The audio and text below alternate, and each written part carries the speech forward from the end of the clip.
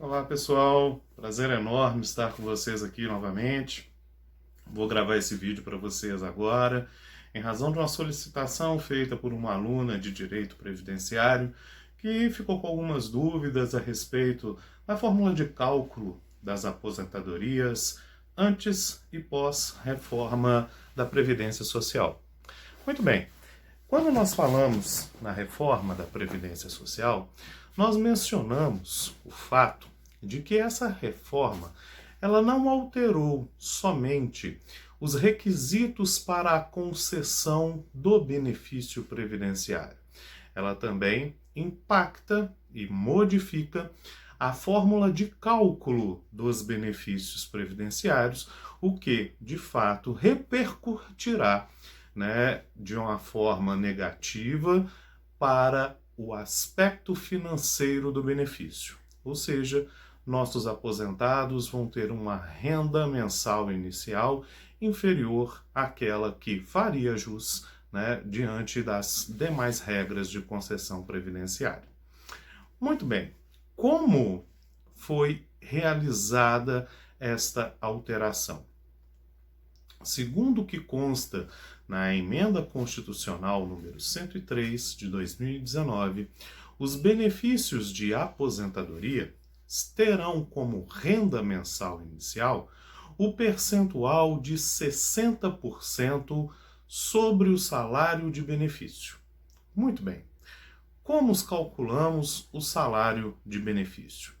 O salário de benefício, na nova modalidade estabelecida, ele é calculado a partir da média aritmética dos salários de contribuição, considerando todo o período contributivo daquele segurado a partir de julho de 1994 até a data em que se completa os requisitos necessários para a obtenção da aposentadoria ou data do requerimento administrativo.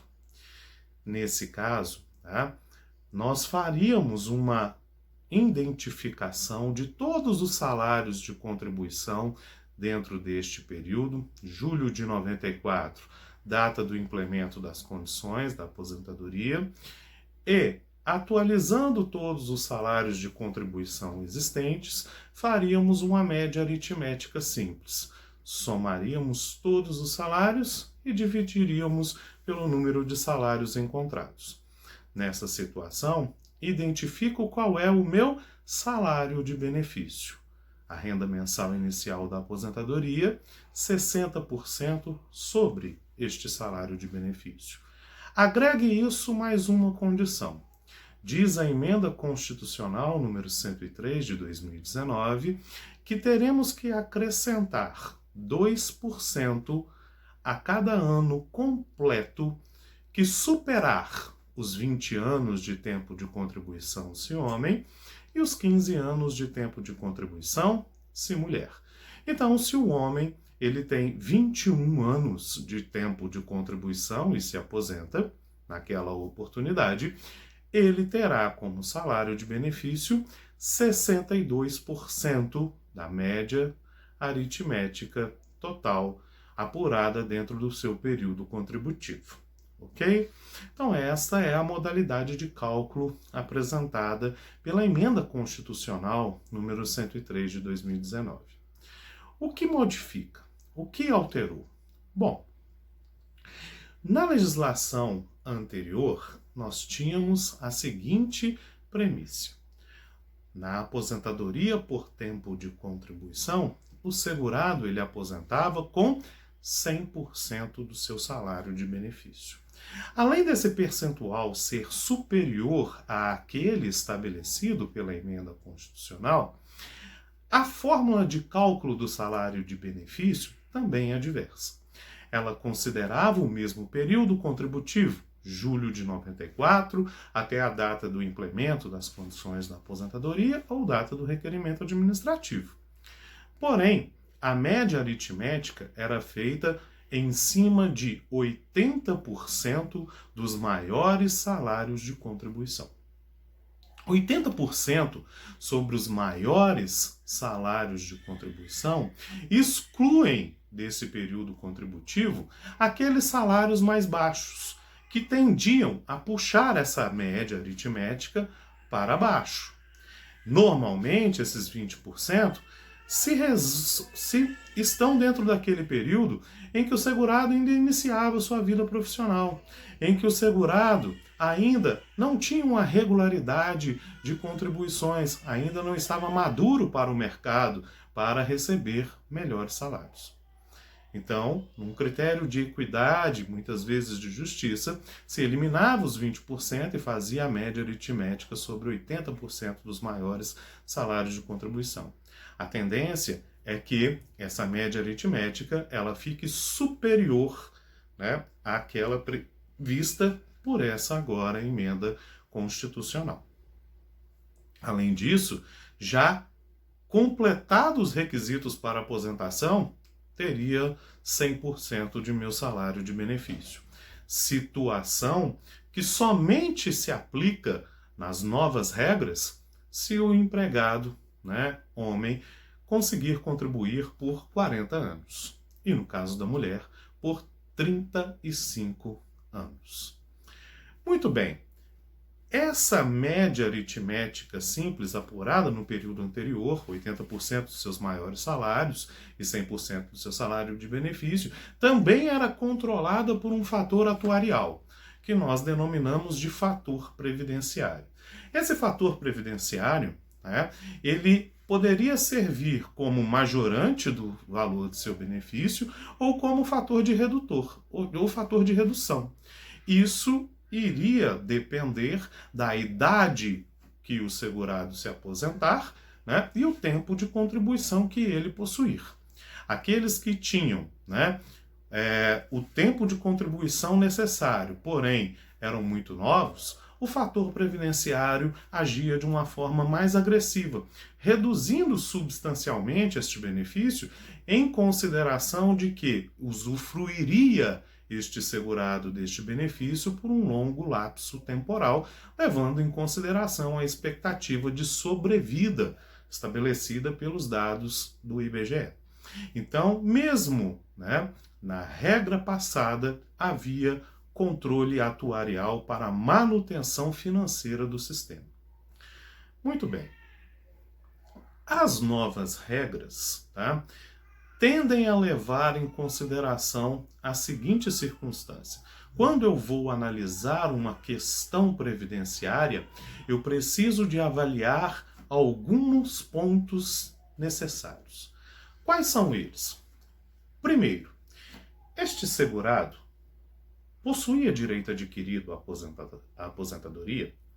Como que eu avalio isso? Primeiramente, eu avalio o preenchimento dos requisitos até a data de 12 de novembro de 2019.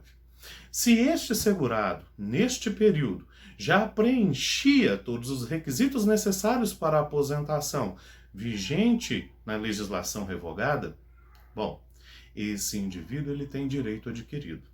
Então, a metodologia utilizada para a fórmula de cálculo de seu benefício deve levar em consideração a lei revogada.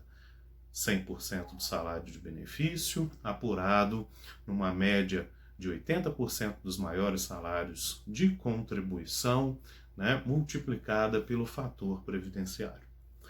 Muito bem. Se esse indivíduo não implementou os requisitos necessários, eu preciso de verificar se ele se encaixa em uma regra de transição. E aqui nós apresentamos nas aulas passadas um total de 4 regras de transição específicas para a aposentadoria por tempo de contribuição e uma para a idade. Duas dessas regras de transição mantêm a mesma fórmula de cálculo do valor dos benefícios previstos pela emenda constitucional, que são os sistemas de pontos.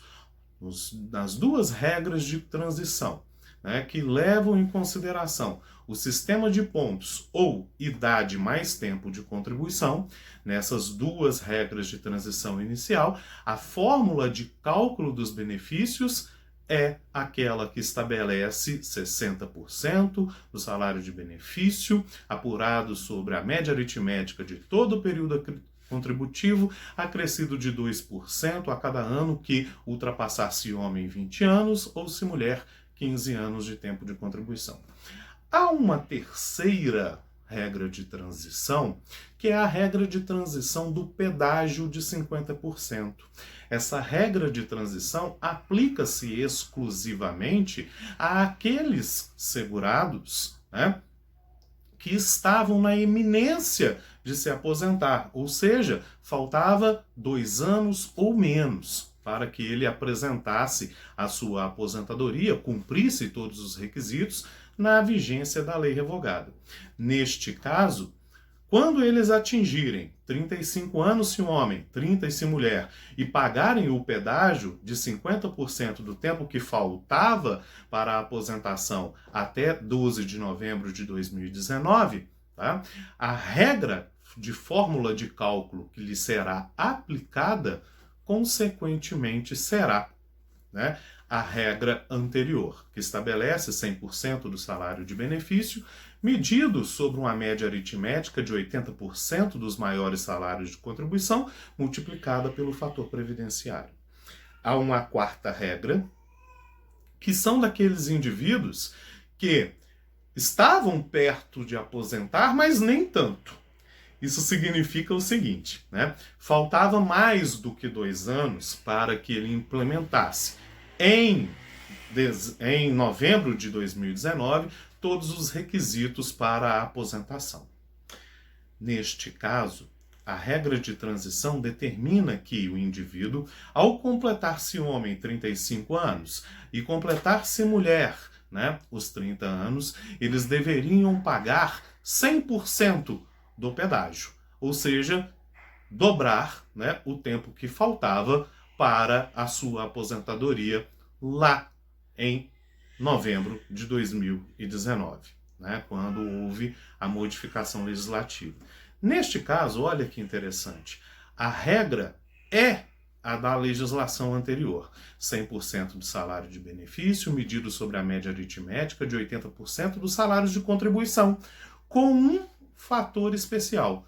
Não se aplica, neste caso, o fator previdenciário, que era a regra de redução. Então é como se eu desse com uma mão e tirasse com a outra, né? Do mesmo modo que eu vou exigir o cumprimento de maior período contributivo, eu não aplico o fator de redução, né, do salário de contribuição, sobre o salário de contribuição, sobre a renda mensal inicial deste benefício.